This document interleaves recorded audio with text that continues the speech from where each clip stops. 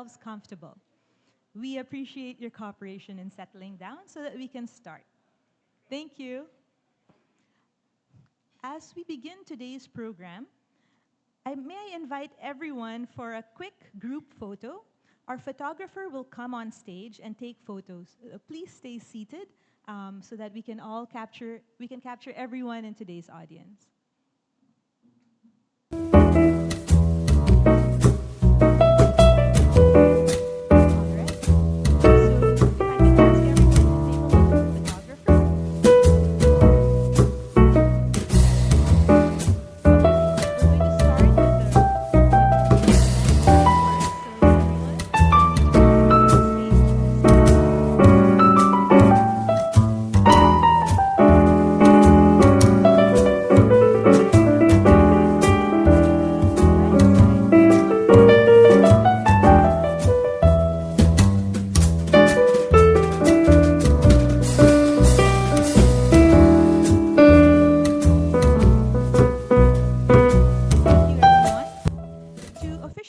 The program, may I call on MBC's Executive Director, Apa Ongpin, to provide the opening remarks.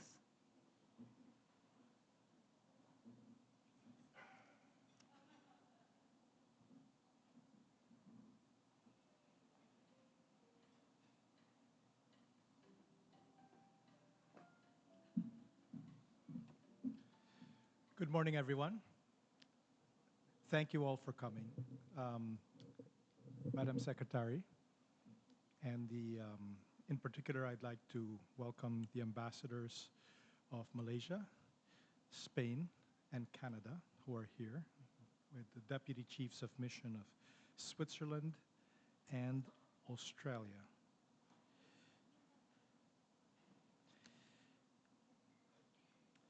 This is my first general membership meeting as Makati Business Club's Executive Director, so I'm the new guy. I'm looking forward to today's conversation. And at MBC, we believe that access to information and making it easier to do business in the Philippines are critical for creating jobs and improving our economy. That's why we've been working hard to push for initiatives like the Freedom of Information Bill and supporting the existing Freedom of Information Executive Order. Recently, we took another step forward by partnering with the Anti-Red Tape Authority.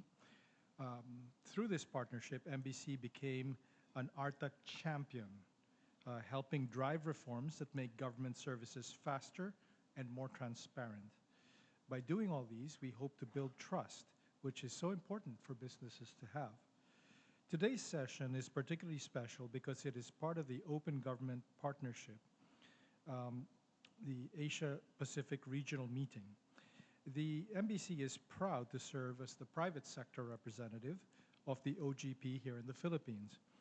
OGP, for those who don't know, is a global initiative that promotes transparency, accountability, and citizen participation in governance. The Department of Budget and Management, or DBM, led by Secretary Pangandaman, serves as the OGP Secretariat in the Philippines, and they have been at the forefront of advancing open communication initiatives and open governance initiatives. These efforts are critical not just for fostering transparency, but also for empowering citizens and businesses alike to be active partners in nation building. Today's session is a great opportunity for all of us to discuss budget transparency, open governance, and why this matters to business. Before we proceed, let me take a moment to acknowledge the presence of the following individuals here today. Our board members, Mr. Peter Maquera, Ambassador Joey Quisha, Mr. Ramon Del Rosario is coming, he's on his way, Mr. Lito Tayag, Ms. Cosette Canilao, Ms. Risa Mantaring, and Mr. Jaime Sobel de Ayala. Our speaker for today, Secretary Amenah F. Pangandaman, Department of Budget and Management. And now it is my great honor to introduce our speaker, Secretary Pangandaman.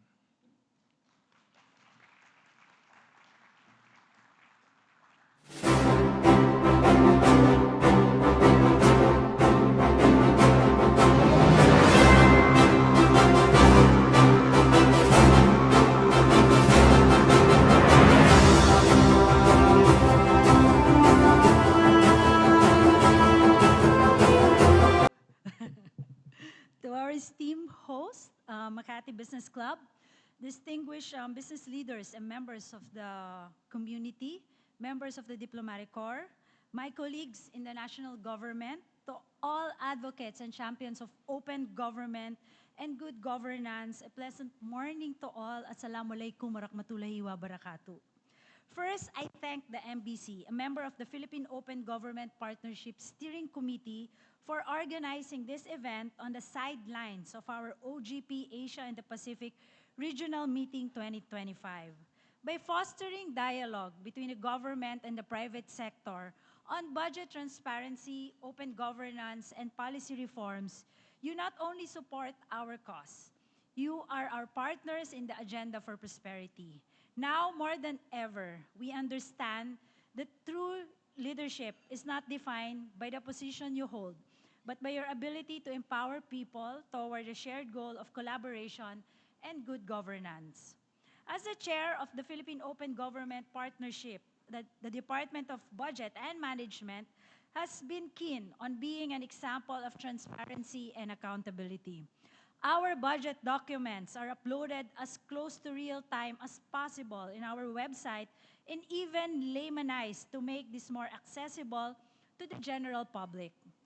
This is why today, the Philippines is the most fiscally transparent country, not just in Southeast Asia, but in the entire Asia, based on the last open budget survey conducted by the International Budget Partnership, the only independent and fact-based international survey on open budgets, which recognized our timely and comprehensive publication of key budget documents, including pre-budget statements, proposed and enacted budgets, in-year and mid-year reports, and the President's and the People's Budget Series. Our commitment also stems from the understanding that having this information is crucial for the business sector as it allows you to identify growth opportunities, mitigate risk, and contribute to national development goals. With this in mind, let me discuss our priorities under the fiscal year 2025 national budget. The 2025 national budget amounts to 6.326 trillion pesos, or equivalent to roughly 22% of the GDP. It is higher by 9.7% compared to last year's budget, and it will propel an economic and social transformation by prioritizing programs and projects aligned with the Philippine Development Plan 2023 to 2028. The social services sector, which includes education, health, and social protection, received the highest budget allocation with 2.030 trillion pesos, or 32.1% of the total national budget. And as mandated by the Philippine Constitution, education remains our top priority, with an allocation of some 1.041 trillion pesos, or 16.5% of the national budget. The amount is well within the 15 to 20% range set by UNESCO 2030 Education Framework for Action for Education Expenditures. We will also promote quality healthcare with some 274.4 billion pesos and strengthen social protection with some 283 billion pesos.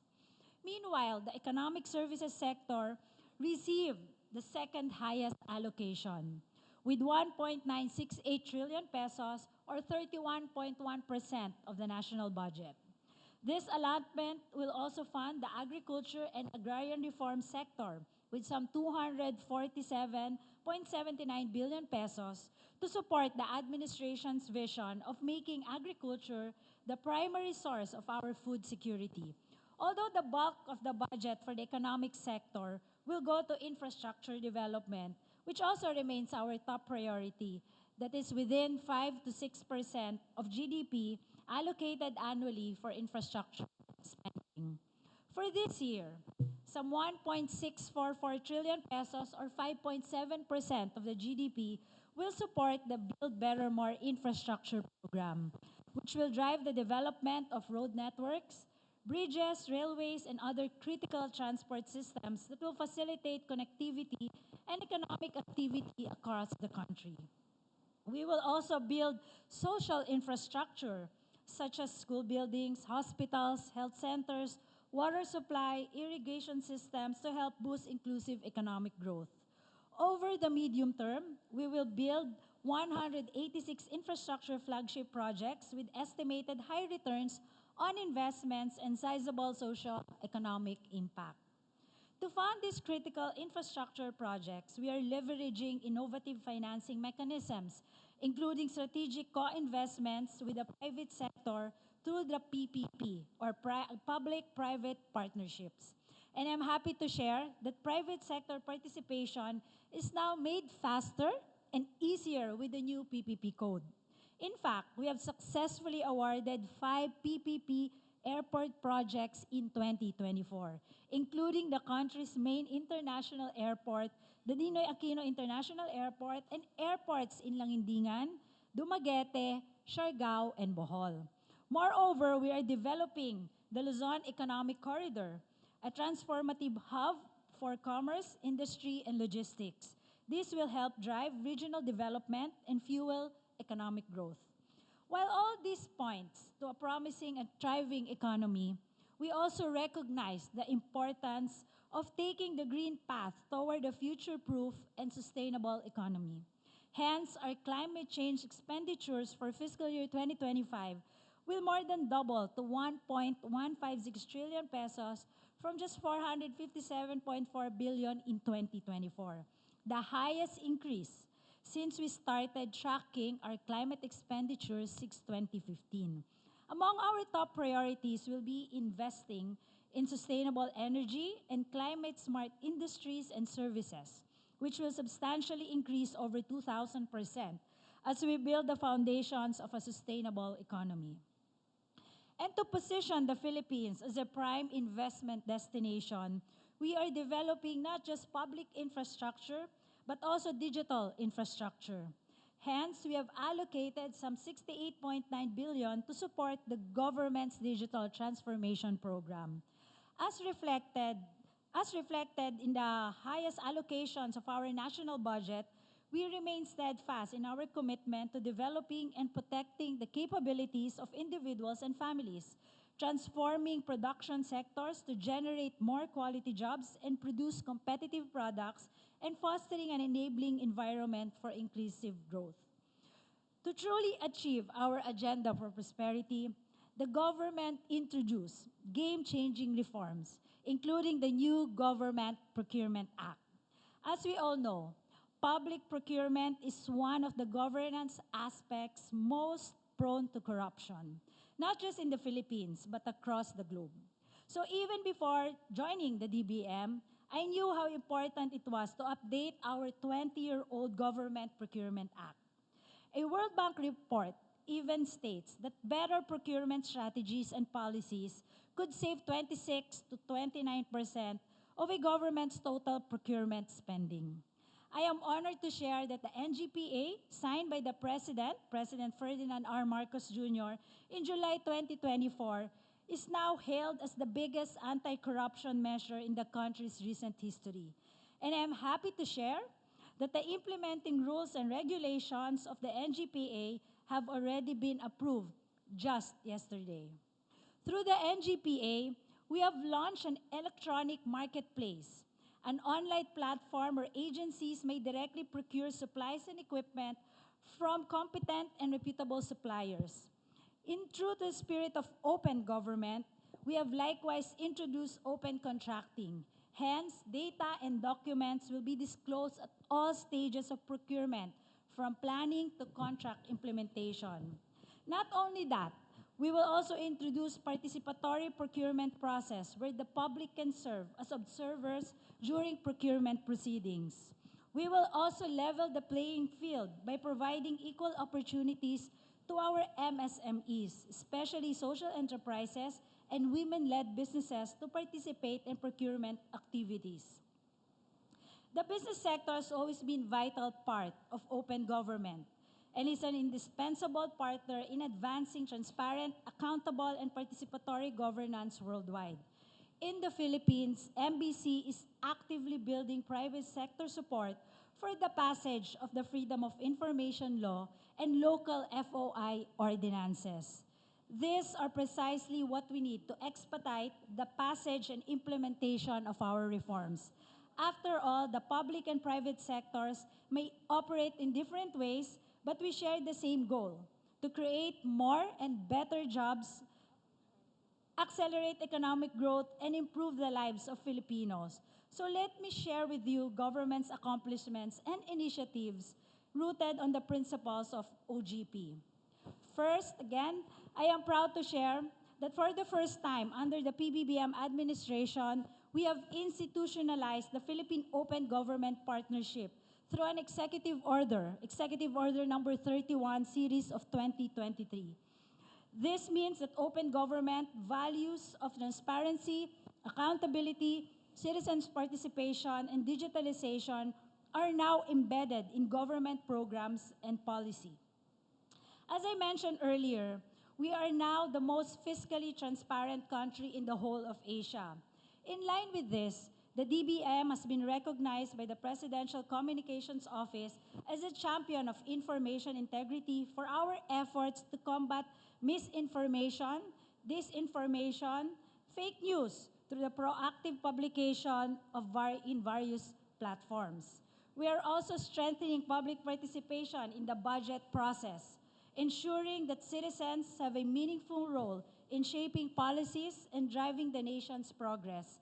In October 2023, we launched the OG Pinas, a nationwide advocacy campaign in collaboration with the Department of Interior and Local Government and the Philippine Information Agency. To date, we have already engaged more than 4,000 Filipinos nationwide, involving them in our open government initiatives. We are also giving life to OGP through participatory budgeting. In February, we launched the Support and Assistance Fund to Participatory Budgeting in collaboration with the DILG. Through the 75 municipalities, we'll have access to safely managed and resilient water supply and sanitation services and climate-smart evacuation centers. And what is so special about this project is that municipalities will be identified with the help of civil society organizations, reflecting our commitment to remaining the #1 country in Southeast Asia in terms of public participation. Through these reforms, we have been globally recognized as a leader in open governance, which has allowed us a seat in the OGP Global Steering Committee and given us an opportunity to host this Asia and Pacific regional meeting, which we hope will be the most dynamic, fruitful, insightful, memorable OGP Regional Summit. But as we all know, our journey in advancing good and open governance can only contribute to succeed through a collaborative and whole-of-society approach.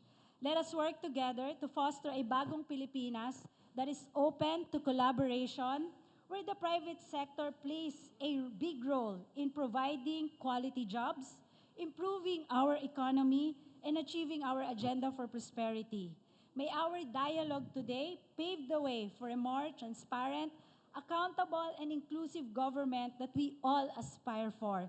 Thank you again to MBC, mabuhay ang OGP, wabilahi taufiq walidaya, assalamualaikum warahmatullahi wabarakatuh. Thank you, Madam Secretary. We're going to have an open forum. Why don't you join me here?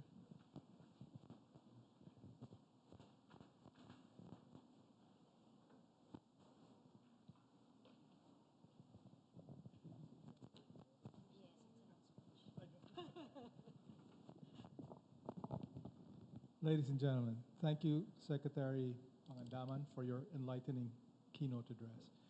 Your insights on open governance initiatives, procurement reforms, and national budget priorities provide us with a deeper understanding of the government's strategies for fostering transparency and accountability in our institutions.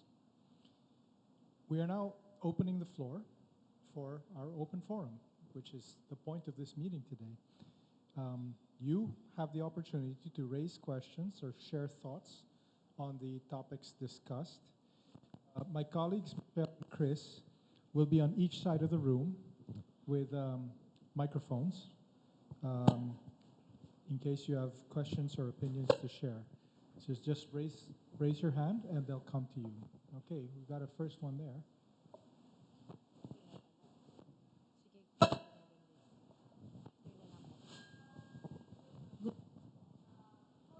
We have a mic for you. Yeah. Hello, ma'am.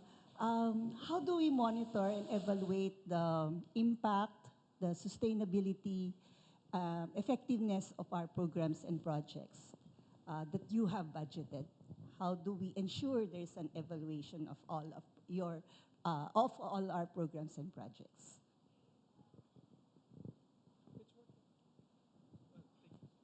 Hello. Thank you. Well, generally, first we look at their utilization, whether the budget has been spent for a given year, and each agency we have key indicators that is also in the budget, so they have to follow that. However, that process has been there for the longest time. That's why starting next year, we will, I think there's an, I don't want to, well, maybe I can share this already. We will already institutionalize the monitoring and evaluation process. This is together with NEDA. So we will identify first on transition stage the biggest projects that we have from different agencies, different projects and different programs. And we will get professionals to help us monitor and evaluate each of the project. So at the end of the day, we know whether this project is actually beneficial to our people or to the country. So yeah, so as of now, we're creating that framework, that process. There's a transition, but hopefully we'll have something concrete by next year.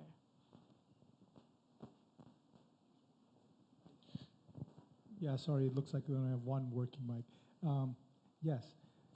In the meantime, I'd also like to add that part of the partnership between Makati Business Club and the Department of Budget and Management is that we get a view onto these disbursements and how the money is being spent or not spent, okay? Because that's also very important. So we will monitor it on behalf of the business community. And we generally will report it in our monthly bulletins. So you will see that information, okay?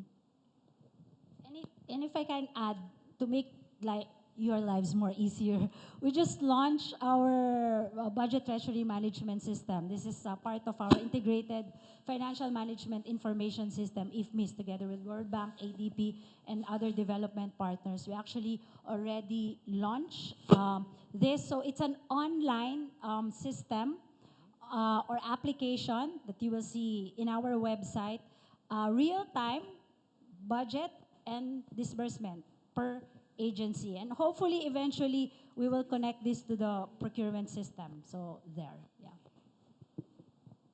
Good morning, Secretary. For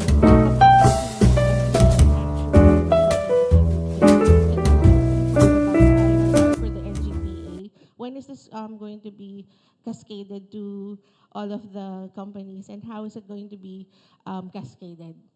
Thank you. Well, first, we actually had several consultations with the private sector. I saw some of them here from the U.S. Business Council. Yeah, they've been part of our consultation, among others. And then after drafting the IRR, we actually posted it in our website so that people can comment. Yesterday, we finished, the other day, the technical working group finished writing the IRR at 5 a.m. The GPPB approved it yesterday afternoon. We'll just clean it, polish it, and then it will be published on Monday. You will see it in our website on Monday. Thank you. Okay, we have someone in the back there. Madam Secretary, good morning. Morning po. I'm former Ombudsman Simeon Marcelo. During my time, the private sector was very active in the procurement process. This was due to the fact that former, uh, my late senior Brad, Senate President Angara, sponsored the bill, which became a law, that calls for the participation of the private sector in the procurement process. In fact, if I'm not mistaken, if my recollection is correct, the Makati Business Club became our partner in this private sector participation. And one of our most active volunteers is Mr. Magdaleno Albaracin of the FINMA Group. Um, Under this law, the private sector is entitled to 2 observers in the procurement process, starting from the time of the writing of the terms of reference, during the bidding, up to the end. Uh, I just want to ask, because during my time, because I have said, Senator Gara was my senior brad, so he told me to implement it very strictly and comprehensively. So apart from having the private sector, you know, Mr. Albaracin was the volunteer, together with one of his staff, in the procurement of the armed forces. That's why the armed forces procurement was clean during that time. In Cebu, we had the Boy Scouts participating in the procurement process with respect to the delivery of books. They're the ones who count the books when they, you know, when they deliver the books.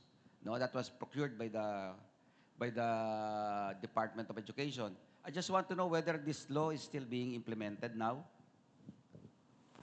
Yes, sir. Hello po. Good morning. I was a young staffer then when we were drafting the first procurement reform. I was with Senator Angara.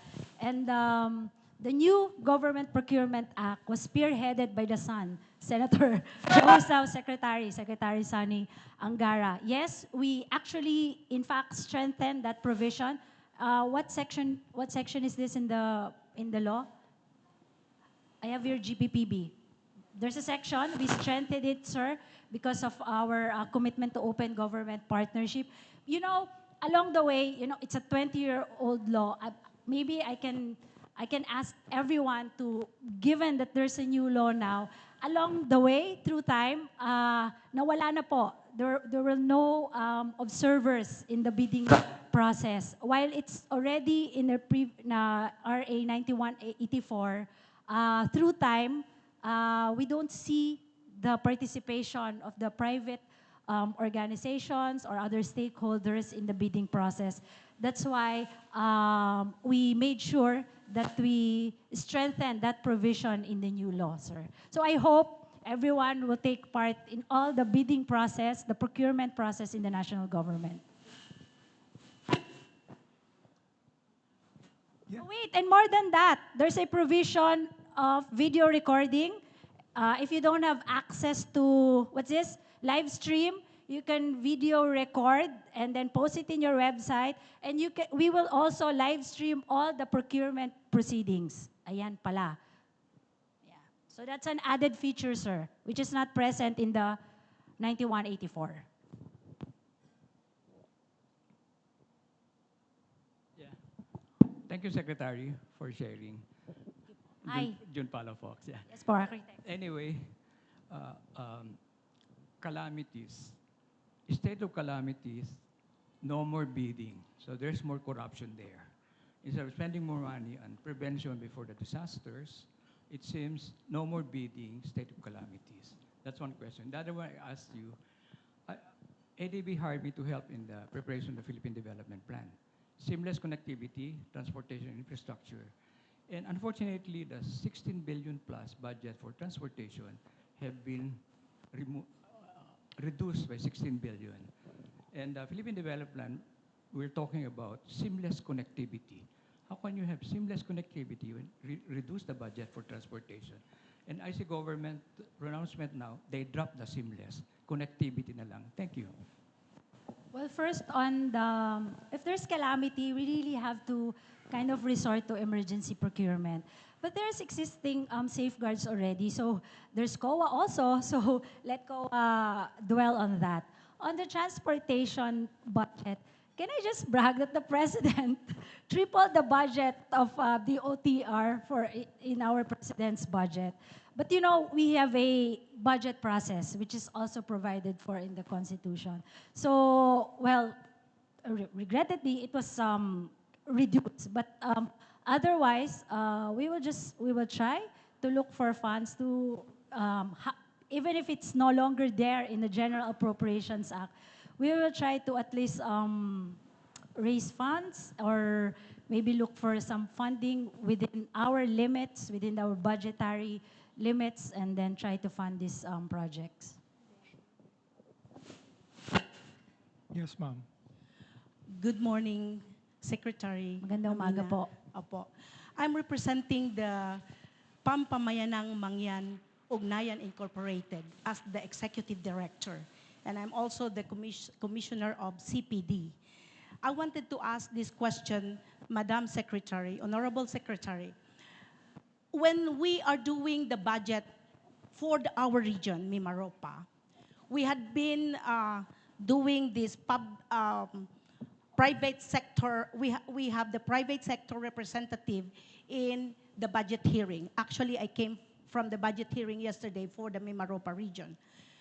And as I was looking at all the reports, we have so much identified projects and programs and activities that is included in our priority plans for the region. But at the end of the day, we are not getting the proposed projects that we had planned for the region. Presenting the budget that you have presented a while ago, we thank you for the allocation for education, infrastructure, and health, Honorable Secretary. My question is this: how can we assure our people, most especially the indigenous people, that those budget and those proposals that we had placed in our budgets will be assured that it will be given most especially to the indigenous people? I was thinking, when I was looking here in Makati, it seems like there is no poor people living in the Philippines when I was roaming around in BGC. But if we will look back, even bridges going to communities, I've been traveling to wooden, bamboo, hanging bridges. I crossed, and my life is at stake. But because of the love for the indigenous people, I traversed that bamboo bridge over troubled waters. Madam Secretary, I wanted to ask this question because I wanted to be sure that those budget that was presented a while ago, indigenous people will get a share from the GAA. I saw yesterday that there was zero allocation for the proposals that we thought it's a priority of our Mimaropa region. Now, since I am talking to the right person, Madam Secretary, these coming years, how can we assure our people that schools will be built into the indigenous people, especially the Mangyans, bridges, infrastructure, so that we can have the farm to market roads? Since our president is targeting the agricultural sector, we know that we have the vast ancestral domain to develop this agricultural project, but without the roads, it will be difficult for us to bring our products down to the market. All of those issues, how can we assure that the budget will be given to those marginalized? Maraming salamat po. Maraming salamat po, ma'am. Maybe you're talking about the Regional Development Council, RDC. The president just recently signed an executive order strengthening the powers and mandate of RDC. You know, can I be honest? No, you mentioned a lot of projects. What happens in the RDC is that the local government units, and all the stakeholders, even the private sector, just kind of enumerate all, it's a wish list of projects, actually. With the new executive order, there will be a semblance of a process and standards of what kind of projects should you actually include in your RDC programs and projects. Those projects will have, there's a process po kasi, those projects will not go straight to the DBM. It will go directly po muna doon sa mga implementing agencies. For example, if you need classrooms in Mimaropa, all of your requests in your region will go to the Department of Education. For roads, farm-to-market roads, it will go to the Department of Agriculture. And then based on their roadmap and their priorities and plans, that's when they include it in the budget proposal. So hopefully, with the new executive order that was signed, actually it was signed just this week, it will just strengthen the mandate of RDC and it will make the process seamless, and there's a maybe transparency and more efficient way on how you will propose your projects and how it will actually reach to the implementing agency and then eventually to the proposal of their departments to the Department of Budget and Management. Thank you po. Thank you. We have a question here. Yeah, is your mic working?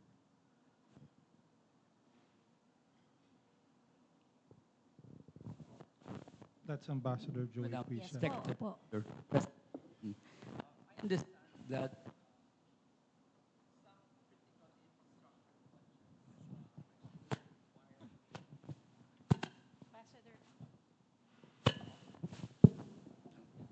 okay, thank you. Sorry about that. Thank you, Madam Secretary, for your presentation.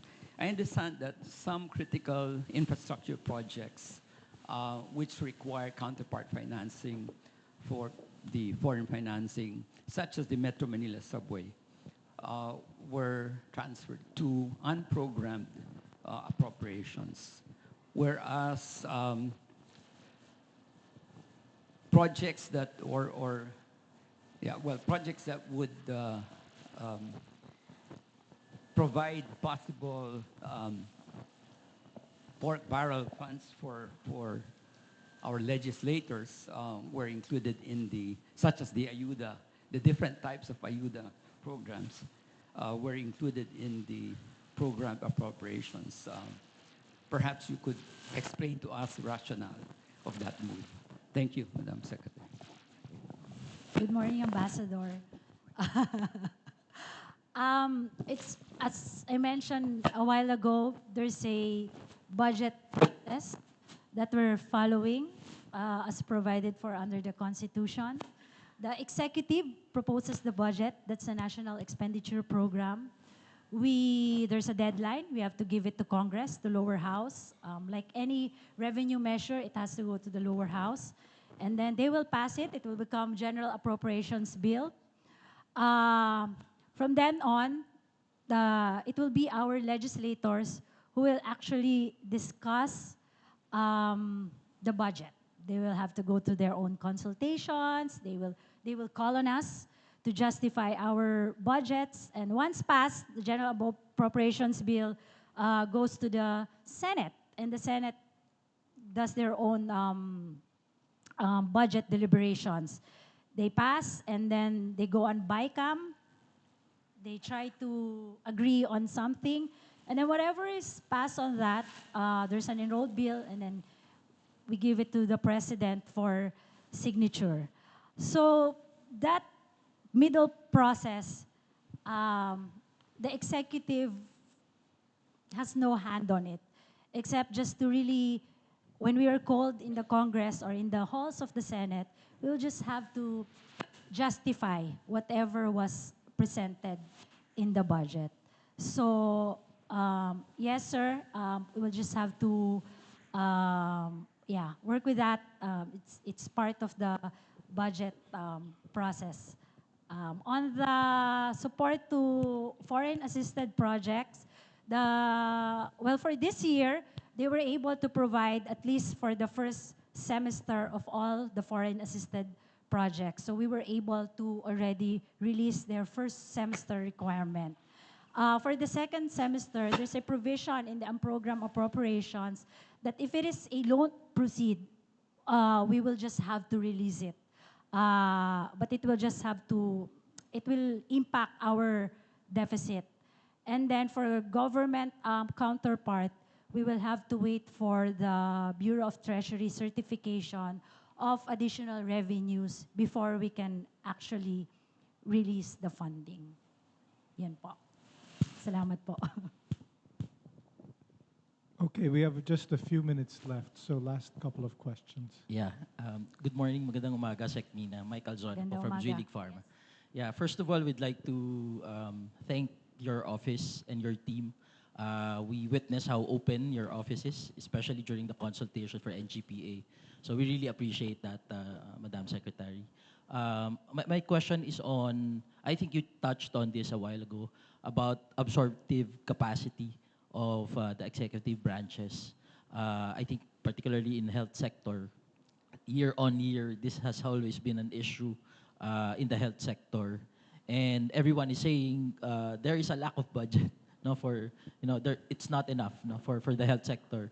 But we understand that in the view of DBM, the absorptive capacity of these agencies is the issue. I guess my question is, how do we address this issue?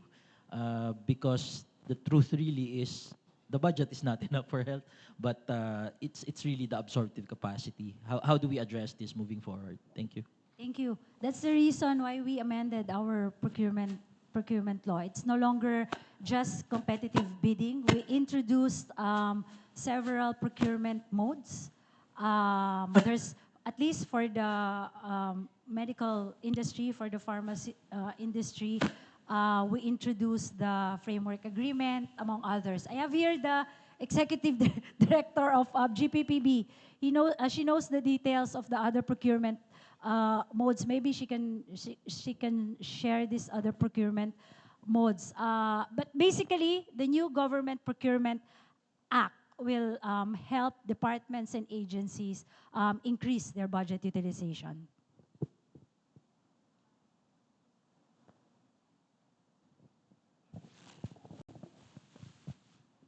Good morning, everyone. So as mentioned by our secretary, also the GPPB chairperson, I'm Maria Genesia Rivera Guillermo, the Executive Director of the GPPB TSO. With respect to the absorptive capacity, I think it also relies on the government procurement processes. So basically what we have in mind, and it is very much emboldened under the NGPA, is that it's now principle-based, so not just rules-based, meaning when we say principle-based, it is often understood that when we undertake procurement, it is always in anticipation that it would be towards the most advantageous outcome for procurement.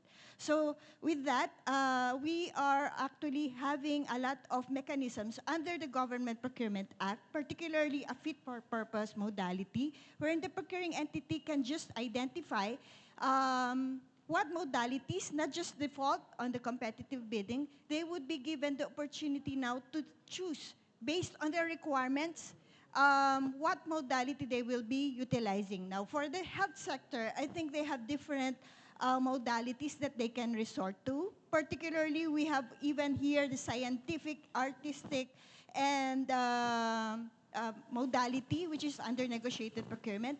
Second, we also have, as mentioned by our secretary, it has a lot of procurement planning strategies that could be availed of. So this could be now be harnessed by our procuring entity so as to reach the goal of ensuring that there would be sufficient absorptive capacity for our agencies involved in government procurement. Thank you. Okay, I think we have a last question. Yeah. Mr. Peter Perfecto. Secretary, good morning. Morning I'm po. Peter Perfecto from the FINMA Group. Ramon Del Rosario recently made a suggestion to the Phoenix Group, which is the financial executives of the Philippines, I believe, to get involved in the budget process to assist government. My first question is, would your office be open to welcoming Phoenix, because I understand they accepted the challenge.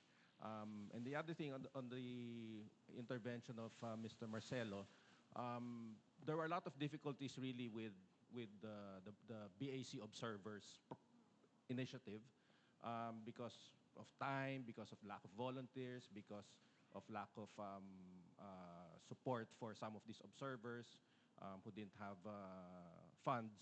I wonder if it would be a good time, based using the new law, for government to actually do a big relaunch of this effort, and maybe invite the different business groups to be present there to make their own commitments as well, and get the show on the road again, so that we can assist you to push back, especially our friends in Congress.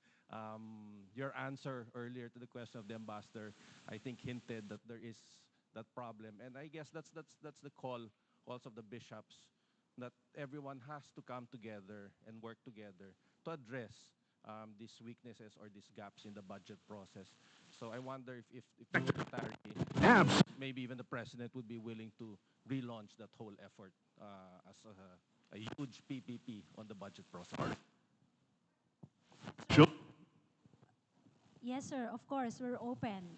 You can call us anytime. We can sit down. That's really the main reason of open government partnership. That's why we're here. So yes, definitely po, we're open. Our doors are open po. Thank you, everyone. This officially concludes our open forum segment. Thank you, Madam Secretary, Salamat po. for graciously addressing these questions. We deeply appreciate your time and dedication in engaging the private sector in these crucial discussions. Secretary, we'd like to ask you to remain on stage for a photo opportunity. I'd like to invite the members of the board to join us on stage.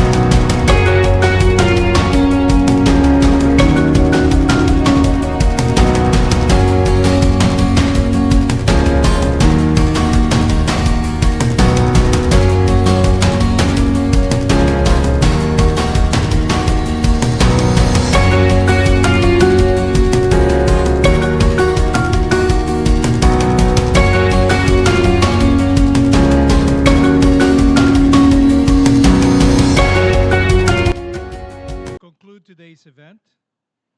It is my pleasure to introduce Makati Business Club board member, Mr. Peter Makera of Microsoft Philippines, who will deliver the closing remarks.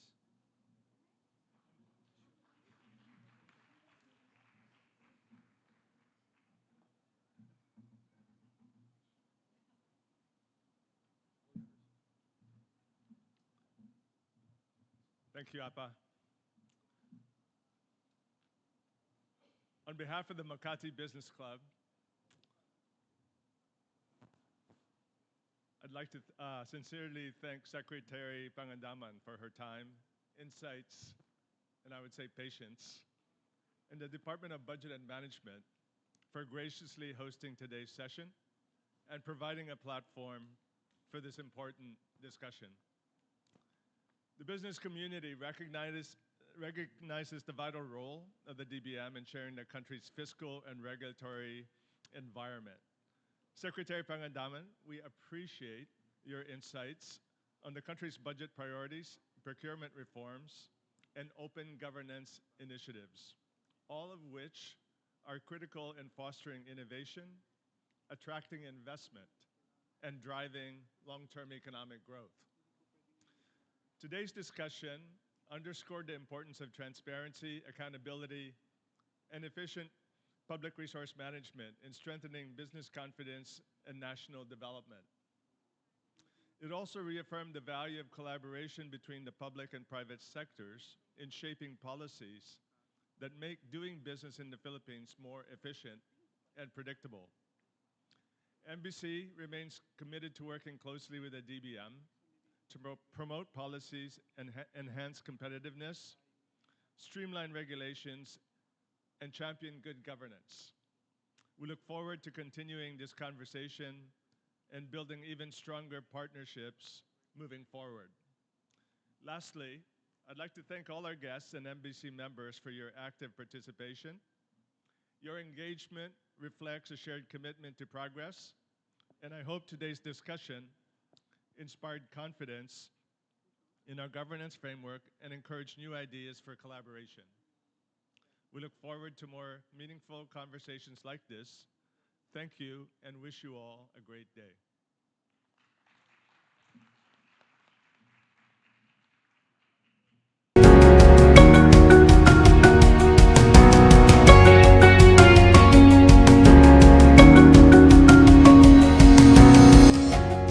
Concludes our private sector meeting. Thank you all for joining us this morning. Please feel free to stay in the room to network. Don't forget to share your comments and feedback on today's event by scanning the QR code on the screen or the one at your table. Stay up to date on MBC's events, activities, and advocacies by following us on our social media pages flashed on screen. Good day to all and keep safe.